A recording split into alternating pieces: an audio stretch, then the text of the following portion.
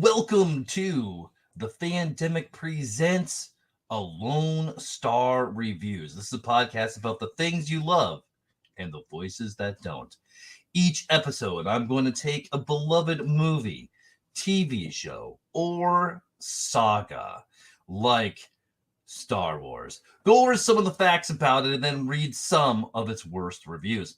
I'll give you my two cents and find out if I agree or not. I'm the self-proclaimed Emperor of Awesome, Bradley Butin, and this is a Lone Star Reviews on YouTube and on audio podcasts as well. All right, so I'm going through Star Wars, and currently we are on episode 8. We made it through the original trilogy. We made it through the prequel trilogy, and now on to the sequel trilogy. We got through J.J. Abrams for The Force Awakens, and now Rian Johnson's The Last Jedi. This was the movie that was supposed to see Luke and all of his being Luke, and we didn't really. Except for a couple of minutes. A lot of people are mixed on this one. It's fine. I mean, like when I say about it's one of the worst Star Wars movies to a lot of people. I think it's better than the Clone Wars personally. But I'm a huge Star Wars fan, so even saying this isn't the best one, it still works for me. I just like it. I would love to know the story of Broom Boy down the road, maybe in the new Rey movie or the Rey Jedi Order, whatever it's going to be. But let's go over some dirty deets done dirt cheap. I'm going to give you my 10-word summary of The Last Jedi, and that is Luke Skywalker, sorta, Leia training, and Force flying, and Broom Boy. If you got a better 10-word summary, let me know. Some ratings on the movie. IMDb rated this at 6.9 out of 10, and Rotten Tomato meter was 91% with an audience score of 42%. And I think that tells you everything that you really need to know about it. Man, audience didn't like it and the critics did. Okay. Wow. So some fun facts about it. Jyn Erso from Rogue One comes across the preliminary plans for hyperspace tracking. Joseph Gordon-Levitt voiced the alien that alerted the police that Finn and Rose were illegally parked. Prince William and Harry also make cameos as stormtroopers. The Last Jedi is actually the longest Star Wars movie, clocking in at 155 minutes. And Carrie Fisher's beloved French bulldog, Gary, has a cameo in the movie and can be seen in Canto Bight. All right, so we're going to go right into the reviews here. So a couple of quick caveats. I base the reviews I choose solely on the title alone, and I have not read through them. Please forgive me if I mispronounce words. I normally know talk good anyway. I will do my best to read them as I see it, punctuation, good or bad, and all. I will try to throw as much drama into them as I possibly can. After each review, I am going to do the rage rating. 1 rage emoji. There is some rage, but the review was thought out and had some good points. This person is 0 to 25% doom ass. Number 2, rage. 2 rage emojis. The rage is clear, and there are valid points to be made.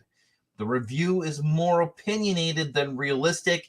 This person is 25 to 50% doom ass. Number 3. 3 rage emojis. There is a lot of rage, and they make no points as to why. This person is 50 to 75% doom ass. And 4 rage emojis. There is so much rage that is actually funny. This person is 75 to 100% doom ass. So here we go. All right. The first review is The Last Jedi is a disgrace to every Star Wars film that came before it. This is from December of 2017. All right. The Last Jedi is obsessed with the fallacious idea that in order to move forward, you have to destroy everything that came before. It is as if someone walked into the Louvre, and said, "You guys need to stop holding on to the past," and then threw a torch down, crackling, as hundreds of years of irreplaceable works of art burned to the ground, and then standing triumphantly on the ashes, drew a smiley face. In order to make room for the new characters to shine, Rian Johnson obliterates the character of Luke Skywalker to the point that Hamill himself couldn't recognize him. In the original trilogy, Luke Skywalker transforms from a whiny farm boy into a hero who proclaims, "I am a Jedi like my father before me," and manages to do what both Yoda and Obi-Wan thought impossible: bring Darth Vader back to the light. In this film, Luke is tempted to murder his own nephew before he even did anything wrong, simply because there is a chance he may turn to the dark side. But the worst thing is that after that, rather than attempt to fix his mistake, he falls into a pit of despair and hides on an island as his friends are slowly wiped out by the First Order. When Rey arrives, he refuses to train her or help the Resistance in any way, despite having made a map to his location in the previous film, until a strange, out-of-character pyromaniac Yoda Force Ghost appears and tells him Rey is perfect already, and also the extremely cliched line that the greatest teacher failure is. I can't do Yoda. Luke is not the only wasted character from the original trilogy either. Yes, Chewbacca serves as nothing more than comic relief, and Leia is incapacitated for most of the film. After a strange Mary Poppins-esque stroll through outer space, Admiral Akbar is killed so unceremoniously you barely even notice he dies. It might be a trap. The usage of the Force in this film is widely inconsistent with the previous films as well. First of all, Force Ghosts never were able to alter physical reality. Yes, I talk good. Yet in this film, Yoda is able to bring lightning down from the sky, leading us to question of why the Force Ghosts haven't just destroyed Snoke from their impenetrable positions in the Netherworld. Leia is able to fly through outer space, and Snoke can force push people from across vast distances. Rey is able to lift multiple tons of boulders with apparent ease, despite how difficult it was for Luke to make a single X-Wing in The Empire Strikes Back even budge.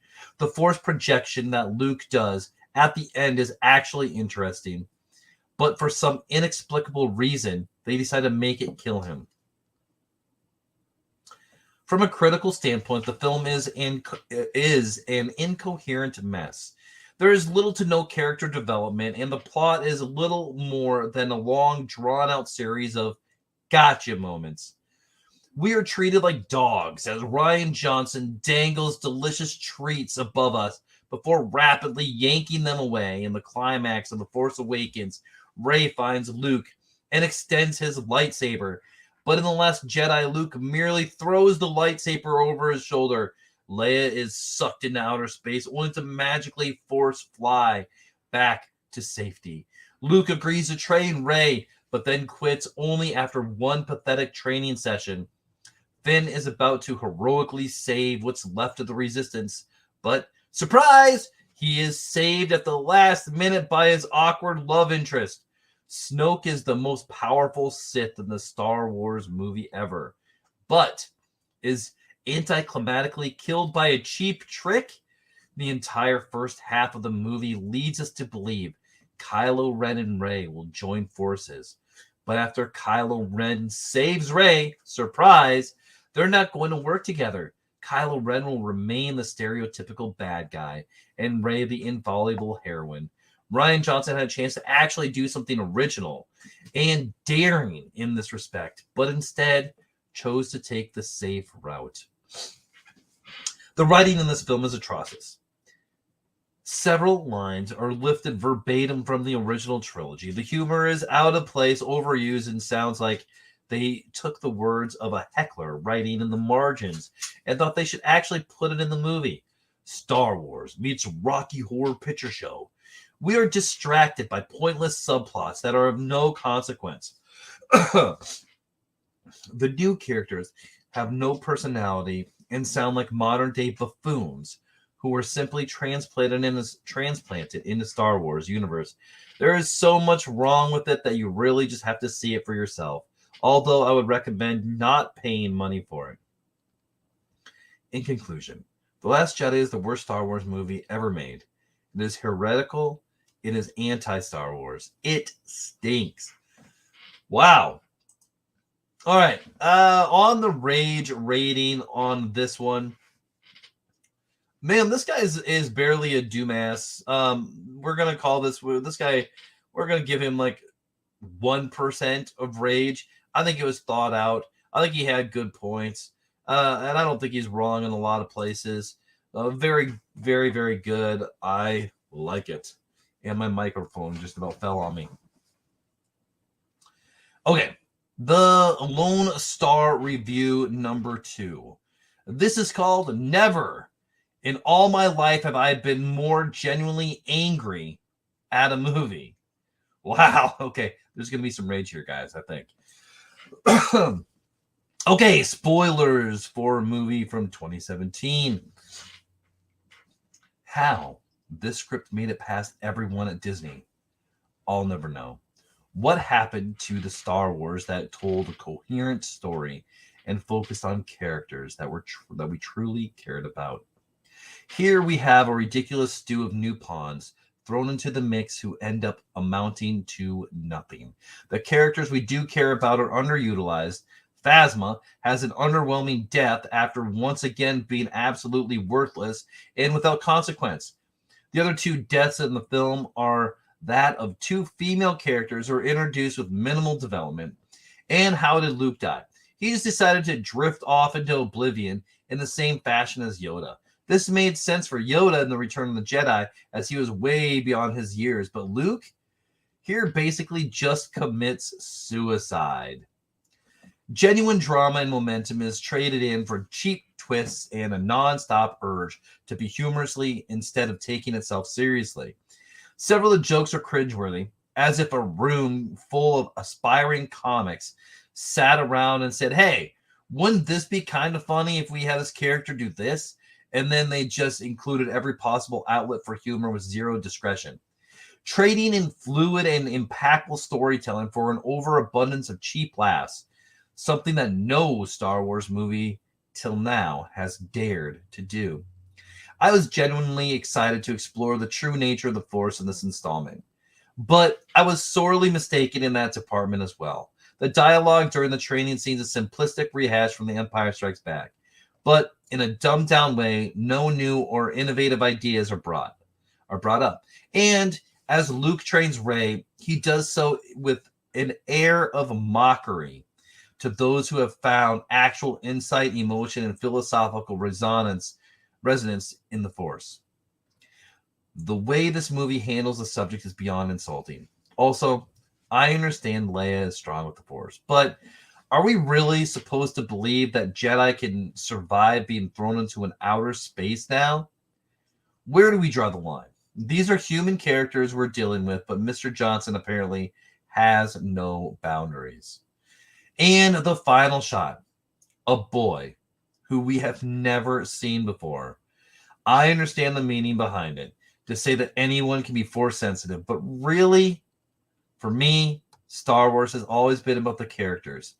So when one considers the closing shot of the movie, which has, in other Star Wars films, always been highly poignant, to be a random boy instead of a character that we're actually interested in, you'll see why I'm upset. Adding even more questions to the list of unanswered mysteries introduces in The Force Awakens, this episode has me seriously concerned for the culminating chapter of this trilogy. Best of luck to Abrams in salvaging the story he set out to tell, as The Last Jedi has left it in a very puzzling and disappointed place. You know what? I actually kind of like this review, except I disagree with the Broom Boy thing. I actually think that was actually pretty cool. How he ended it, and in the exact same point that he made, that anybody could be force sensitive, and he didn't even know what the force was. Now he does. So it kind of gives you hope. But rage emojis, you know what? This guy, we're gonna call him 10%. One rage emoji. Excellent review, well thought out. Thank you. All right, on to a Lone Star review number 3. This is called Star Wars: The Last Hope, and it's from 2017. Disney, you should be proud of yourself.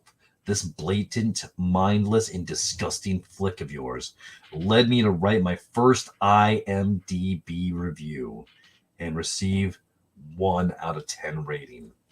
You've done the impossible. You've almost killed a very lucrative franchise with a loyal fan base and are with developed universe with likable characters that are shining during the last 30 years. You know, I've thought that episodes 1 and 2 were just childish, poorly written, and bad. Jar Jar Binks, silly racing scenes just for arcade games, all of that. Both episode 8, you showed us. We do not care about SW Legacy, Star Wars Legacy, despite what our PR guys are telling you. All we want is money. We will put undeveloped screenplay to production, even with plot holes at the size of the Death Star. We were unable to produce new likable characters the viewer can be linked to and accept them as the new Trinity. We will not do character development, only scream and tears on forced drama moments. Grown-ups will act as children despite a school show. Damn! We will even fail with R2-D2 and C-3PO moments. We'll badly utilize beloved characters and sentence them to the very stupid deaths because we do not know how to use them properly. Yes, looks like Rogue One was exception, not the rule. Yes, we will hint you with the main villain during episode 7. But do not think about some backstory. You will receive none. We will insert shirtless scene just because we can. Why not? We will buy critics or force them to public excellent reviews. Even visuals and space battles are not so enjoyable anymore. Bombers with bombs a la World War II? Seriously? X-Wings with verse dreadnoughts? Sometimes enough stupidity is enough. This is exactly your case. You see, Disney, if even such a good guy as Mark Hamill himself being vocal about how poorly his character was handled in the movie, this is not just bell ringing. This is death bell, obviously. All right, let's go and take a look at the rage rating. Is there valid points in here? Is there valid points? I don't know. Not a lot. I mean, who cares if there's a shirtless scene in there? Why does that matter? Let's see here. I don't see.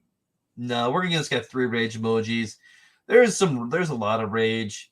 No, we're gonna go back to 2. We're gonna give this guy right at the end of 2 rage emojis at 50%. The rage is clear, and there are valid points made. The review is more opinionated than realistic, in my opinion. All right, this person is 25 to 50% doom ass. All right, now, did the reviews change my opinion? No. It's not my favorite Star Wars movie, but it's also not my least favorite either. It's fine. So, whatever. All right, we're going to do a quick bonus Lone Star review, and here it is. This one is for Walmart's. If you want to stand in line forever to buy Walmart's if you want to buy, oh gosh, I'm going to start that over. If you want to stand in line forever to buy Walmart's products, then this is the store for you. Always understaffed in checkout lanes. Maybe it's so they can try to force you to the self-checkout lanes and they save a few dollars on labor. Bad store all around. Well, I think we've all probably done that. Okay, so we are nearing the end of the episode. So here we go. Do me a favor, and you can you can Twitter me at Fandemic3, or you can go to Facebook at Fandemic, TikTok at Fandemic1, and don't forget to check out my links, my link tree at the Fandemic. If you want to support the show, there are several ways to do so. You can buy me a coffee at buymeacoffee.com/thefandemic. Find me on Patreon at patreon.com/PVOTNFandemic. You can become an episode assistant, an episode producer, a pre-bench producer like Stacy, or become part of the Council of Nerds, starting at $5 a month. Become a monthly supporter on Anchor.fm. You can go to PayPal or Venmo at Bradley Butin if you want to just help that way, or just share the show with someone you want to make a little more awesome. Don't forget to leave me a 5-star review so more people can find this. Check out my other podcasts right here. If you downloaded this, you're going to get the other ones as well. Every week, we're going to at least get out 2, sometimes 3, everywhere you get your podcasts. You can also order my kids' book, Leveling Up My Awesome, and the Stuffed Animal Night Force versus the Dream Invaders on Amazon, or contact me directly for autographed copies. Now, in closing, I just want to say this. Don't let today end with a why didn't I?